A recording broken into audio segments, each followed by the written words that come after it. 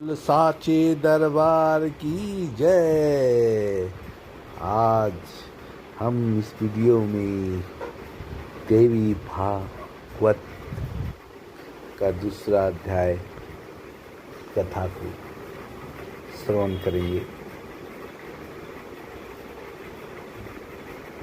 भोजवंशी सत्राजित द्वारिकापुरी में आनंद पूर्वक निवास करते थे और सदैव सूर्य भगवान की उपासना में तत्पर रहते थे। वह सूर्य भगवान के परम भक्त एवं उनके मित्र थे। ऐसे ही उनकी उपासना करते करते सूर्यदेव उनके ऊपर प्रसन्न हो गए और उन्होंने उनको अपने साथ अपने लोक को ले गए, दर्शन कराया। उसकी भक्ति तथा प्रेम से प्रसन्न हुए भगवान सूर्य ने सत्राजित को समंतक मणि दे दी। वह उस मणि को अपने गले में धारण किए हुए द्वारिका। समंतक मणि के बारे में कहा जाता है सूर्य के समान चमकीला होता है और उसमें सूर्य का तेज रहता है। जब सत्राजित मणि के साथ द्वारिकापुरी में पहुंचे तो वहां के नागरिकों ने सत्राजित को सूर्य ही समझ लिया। सुधर्मा नामक अपनी सभा में विराजमान कृष्ण जी के पास जाकर उनसे कहता है, हे जगतपति, आपके दर्शन की अभिलाषा से भगवान सूर्य स्वयं आपके पास आ रहे हैं। तब कृष्ण भगवान की बात को सुन के हंसने लगते हैं, कहते हैं कि हे नागरिकों, सूर्य भगवान नहीं हैं बल्कि सत्राजित हैं, जो स्वयं सूर्य द्वारा प्रदत्त समंतक मणि से दीप्तिमान होता हुआ यहाँ आ रहे हैं। उसके पश्चात ब्राह्मणों को बुलाकर सत्राजित ने स्वस्ति वचन कराया और भली भांति पूजन करके उस मणि को अपने घरों में स्थापित किया। समंतक मणि के बारे में कहा जाता है कि वह जहाँ रहती है वहाँ किसी प्रकार की महामारी, दुर्बीज तथा उपसर्ग यानी भूकंप आदि प्राकृतिक संकट का भय उत्पन्न नहीं होता है। और उस मणि की एक विशेषता यह भी थी कि वह नित्य 8 बार स्मरण दिया करती थी। एक दिन सत्राजित के भाई प्रसेन ने उस मणि को गले में धारण कर सिंधु देशीय घोड़े पर सवार होकर आखेट के लिए वन की ओर प्रस्थान किया। वहां वन में एक सिंह ने उसे देखा और घोड़े सहित प्रसेन को मारकर सिंह ने वह मणि स्वयं ले ली। इसके पश्चात महाबली ऋक्षराज जामवन ने मणि धारण करने वाले उस सिंह को भी अपनी गुफा के द्वार पर देखकर उसे मारकर मणि स्वयं ले ली। पराक्रमी ऋक्षराज ने वह मणि खेलने के लिए अपने पुत्र को दे दी। अपने पुत्री को खेलने के लिए दे दी। वह बालक भी उस प्रदीप मणि को पाकर उसके साथ खेलने लगा। वो पराक्रमी ऋक्षराज जामवंत जी थे, जो राम जी के साथ त्रेता युग में उनकी सेना में थे। कुछ काल बीतने पर प्रसेन के वापस जब ना लौटने पर सत्राजित बहुत दुखी रहने लगी और सोचने लगी कि जाने कोई मणि लेने की इच्छा से कहीं किसी ने प्रसेन को मार दिया होगा। लेकिन इसी बीच द्वारिकापुरी में नागरिकों की परस्पर बातचीत में यह बात फैल गई कि मणि के लोभ से वशीभूत होकर श्री कृष्ण भगवान ने ही प्रसेन का वध किया है। श्री कृष्ण जी को जब यह बात पता चलती है तो उन्होंने अपने ऊपर लगे हुए कलंक को मिटाने के लिए प्रसेन के अन्वेषणार्थ नागरिकों के साथ प्रस्थान किया। वन में पहुंचने पर श्री कृष्ण ने सिंह द्वारा मारे गए प्रसेन को देखा। तदंतर गिरे हुए रक्त बिंदुओं से चिन्हित मार्ग का अनुसरण करके सिंह को खोजते हुए वे कुछ दूर तक गए। इसके पश्चात एक गुफा के द्वार पर मरे हुए सिंह को देखा। भगवान श्री कृष्ण करुणायुक्त वाणी में नागरिकों से बोले, मणि का हरण करने वाले को खोजने के लिए मैं इस गुफा के भीतर प्रवेश कर रहा हूँ। जब तक मैं वापस ना आऊँ तुम लोग यहीं पर ठहरो। वे द्वारिकापुर वासी ठीक है ऐसा बोलकर वहीं पर ठहर गए और श्री कृष्ण जी गुफा के भीतर प्रविष्ट हुए जहाँ जामवंत जी का घर था।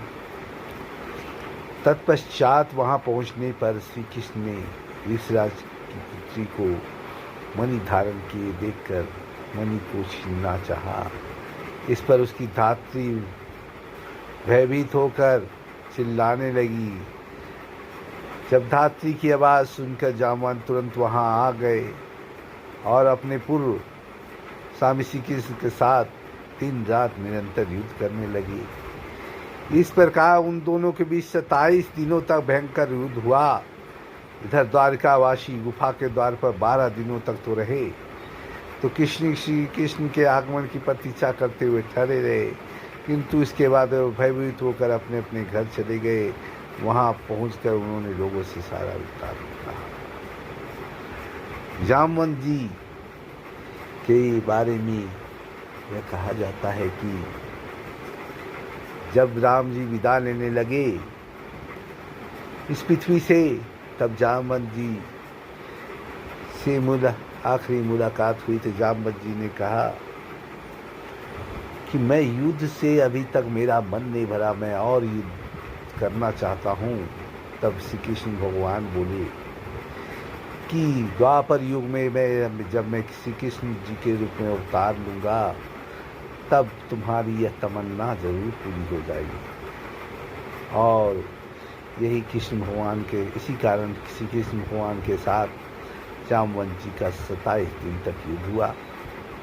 द्वारकापुरी के सभी नागरिक यह सब सुनकर सत्राजित की भर्त्सना करते हुए अत्यंत शोक विह्वल हो गए। महाभाग वसुदेव जी अपने पुत्र का यह समाचार सुनकर परिवार सहित महान शोक से मूर्छित होने लगे और बार बार सोचने लगे मेरा कल्याण किस प्रकार से होगा। उसी समय ब्रह्मलोक से देवर्षि नारद वहाँ आए। वसुदेव जी ने उठकर उन्हें प्रणाम करके विधिवत उनकी पूजा की। देवर्षि नारद महामती यदुशेष वसुदेव जी से कुशल क्षेम पूछकर उनसे बोले, आप लोग व्यर्थ चिंता न करें और आप क्यों चिंतित हैं यह मुझे बताइए। वसुदेव जी बोले, मेरा अतिशय प्रिय पुत्र श्री कृष्ण प्रसेन जी को खोजने के लिए द्वारका के नागरिकों के साथ वन में गया था। जहां उसने प्रसेन को मरा हुआ देखा। इसके पश्चात प्रसेन को मारने वाले सिंह को भी एक गुफा के द्वार पर मरा देखकर श्री कृष्ण नागरिकों को द्वार पर ही रोककर शम गुफा के अंदर प्रवेश कर गए। बहुत दिन व्यतीत हो चुके हैं लेकिन मेरा पुत्र अभी तक नहीं लौटा, जिससे मैं चिंतित हूँ। हे महामुनि, आप कोई ऐसा उपाय बताइए जिससे मैं अपने पुत्र को प्राप्त कर सकूं। नारद जी कहते हैं, हे अदुश्रेष्ठ, आप पुत्र की प्राप्ति के लिए अंबिका देवी की आराधना कीजिए। उनकी आराधना से शीघ्र ही आपका कल्याण होगा। वसुदेव जी बोले, हे भगवान, वे देवी कौन हैं? वे महेश्वरी किस प्रकार के प्रभाव वाली हैं तथा उनकी आराधना किस प्रकार की जाती है? हे दवर से कृपा करके यह बताए। नारद जी बोले, हे महाभाग वसुदेव, देवी के अतुलित महात्म का विस्तार पूर्वक वर्णन करने में कौन समर्थ है? अतः मैं संक्षेप में ही कह रहा हूँ, आप उसे सुने।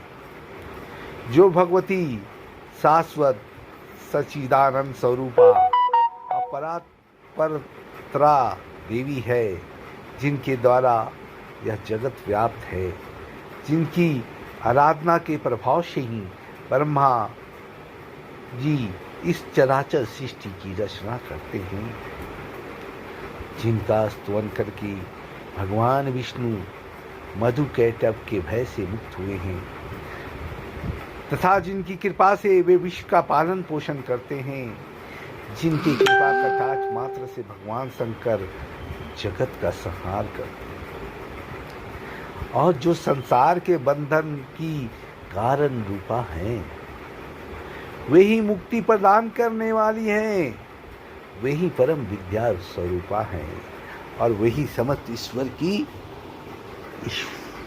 ईश्वरों की भी ईश्वरी है।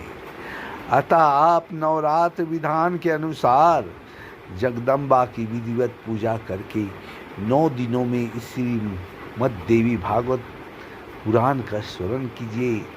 इसके सन्माद से आप शीघ्र ही अपने पुत्र की प्राप्ति कर लेंगे।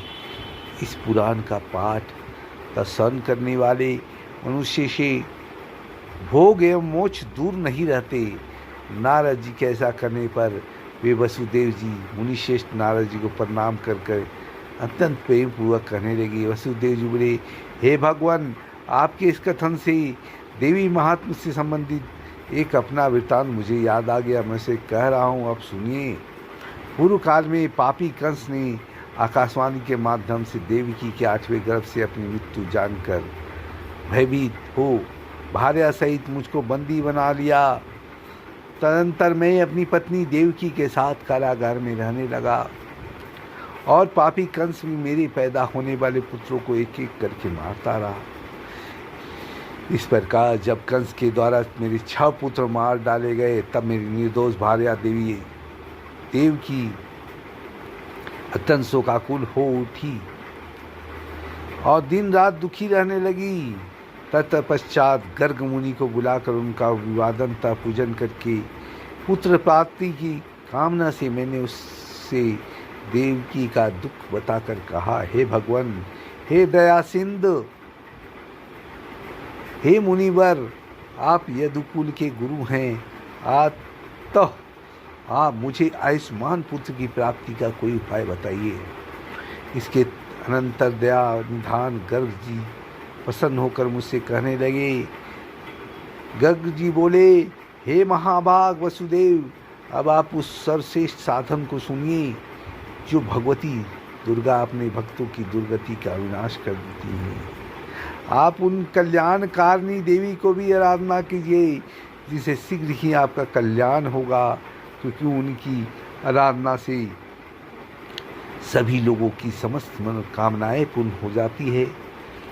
दुर्गा की उपासना करने वाले मनुष्य के संसार में कुछ भी दुर्लभ नहीं है। गर्ग मुनि के ऐसा करने पर मैं प्रसन्न हो गया और अपनी पत्नी सहित मुनिश्रेष्ठ गर्ग को परम श्रद्धापूर्वक प्रणाम करके दोनों हाथ जोड़कर मैंने उनसे कहा। वसुदेव जी बोले, हे भगवान, हे करुणा सागर, हे गुरु, यदि आप मुझ पर स्नेह रखते हैं तो मेरे कल्याण के निमित्त आप ही उन भगवती चंडिका की आराधना कर दें। मैं तो कंस के घर में बंदी रहने के कारण कुछ भी कर सकने में असमर्थ नहीं हूँ।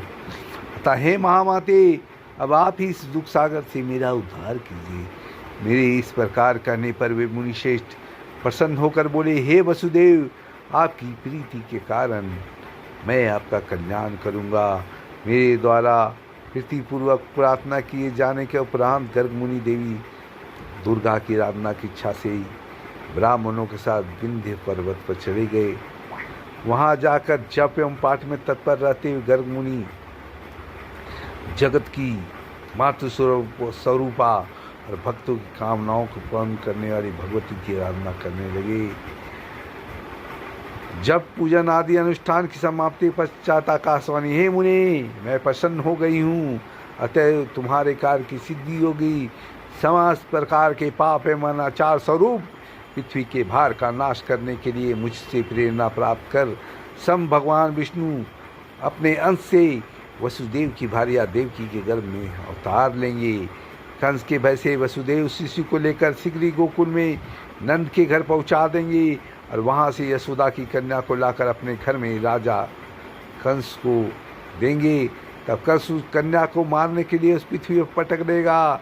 तदनंतर उसके खांस से छूटकर मेरी अंश स्वरूपा वह कन्या तत्क्षण अलौकिक रूप धारण करके विंध्य पर्वत पर चली जाएगी और निरंतर जगत का कल्याण करेगी। इस प्रकार उस आकाशवाणी को सुनकर गर्ग मुनि भगवती जगदम्बा को प्रणाम करके प्रसन्न मन से मथुरापुरी आ गए। आचार्य गर्ग के मुख से महादेवी के वरदान की बात सुनकर मैं पत्नी सहित अत्यंत प्रसन्न हुआ और परम आनंद विभोर उठा। तभी से मैं देवी के महत्व को जान रहा हूँ। हे देवर्षि, आज भी आपके मुखार बिन से मैंने वही देवी महात्म सुना है। अतः हे प्रभु, आप ही मुझे श्रीमद् भागवत सुनाइए। हे दया निधान, मेरे सौभाग्य से ही आप यहाँ पधारे हुए। वसुदेव जी का वचन सुनकर नारद जी बहुत प्रसन्न हुए और शुभ नक्षत्र में श्रीमद् देवी भागवत की कथा आरंभ की। और कथा में आने विघ्न समना ब्राह्मण देवी के नवाचार ओम ऐम हेम क्लेम चामुंडाय विषय मंत्र का जप मार्कंडेय पुराण में वर्णित देवी सौत का पाठ करने लगे। प्रथम स्कंद के आरंभ से ही वसुदेव जी देवर्षि नारद के मुख से निश्चित अमृत स्वरूप श्रीमद् देवी भागवत पुराण का भक्तिपूर्वक श्रवण करने लगे। 9वें दिन कथा की समाप्ति होने पर मनस्वी वसुदेव जी ने श्रीमद् देवी भागवत ग्रंथ तथा कथावाचक दोनों ने प्रसन्नतापूर्वक पूजा की। इधर कंदरा में श्री कृष्ण तथा जामवंत के बीच चल रहे युद्ध में श्री कृष्ण के मुष्टिका प्रहारों से जामवंत जी का शरीर शिथिल पड़ गया। उसी समय जामवंत जी को पूरी काल की घटनाएं याद आ गई और भगवान श्री कृष्ण को परम भक्ति के साथ प्रणाम करके अपने अपराध के लिए क्षमा याचना की। कृष्ण जी से उसने कहा, अब मुझे ज्ञात हो गया कि अब रघुशेष श्री राम ही हैं, जिनके भयंकर कोप से संसार तथा लंका नगरी दोनों क्षुब्ध हो गए थे और रावण अपने बंधु बांधवों सहित मारा गया था। हे कृष्ण, वे राम आप ही हैं, अतः मेरी धिष्ठता को क्षमा करें। मैं आपका श्रद्धा सेवक हूँ, अतएव मेरे योग्य जो भी कार्य हो उसके लिए मुझे आदेश दीजिए। जामवंत का वचन सुनकर कृष्ण भगवान कहते हैं, हे ऋतराज, मणि प्राप्त करने के लिए हम लोग इस कंदरा में आए हैं। तब ऋषिराज जामवंत ने श्री कृष्ण भगवान की विधिवत पूजा करके समंतक मणि तथा अपनी पुत्री जामवंती उन्हें प्रसन्नतापूर्वक अर्पित कर दी। श्री कृष्ण भगवान जामवंती को अपनी पत्नी के रूप में अंगीकार करके मणि को गले में धारण कर लिया और ऋषिराज जामवंत से विदा लेकर द्वारिकापुर स्थित हो गए। और वसुदेव जी ने श्रीमद् भागवत पुराण कथा की समाप्ति के दिन ब्राह्मणों को भोजन कराया तथा नानाविध दक्षिणाओं से उन्हें संतुष्ट किया।